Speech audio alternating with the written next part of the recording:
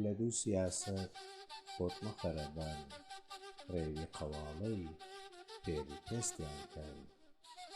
خۆن بە پیاوی سەرچەوت مەکەوە، بەدەست قەرز بدە و بە پێدیکەوە.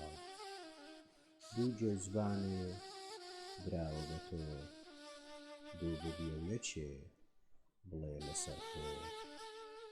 دوشمنی ناوخۆت ڕەک بەربچێشێ، دارخوازی لە خۆی مەبێ ناقویشێ.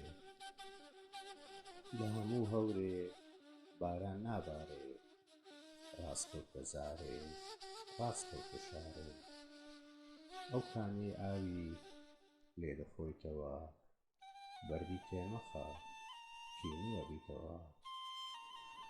بە سوێندی درۆ خۆت مەخەرە داو، تاریکە شەوە دەڵاڵی لەناو. ئەوی ئەیەوێ سەری نەیێشێ، بەقەد بەڕێ خۆی پێ ڕادەکێشێ. گەورە کە یەک بن میللەت سەردەخەن، دەڵێن دوو ڕێوی شێرێ کەوڵەکەن.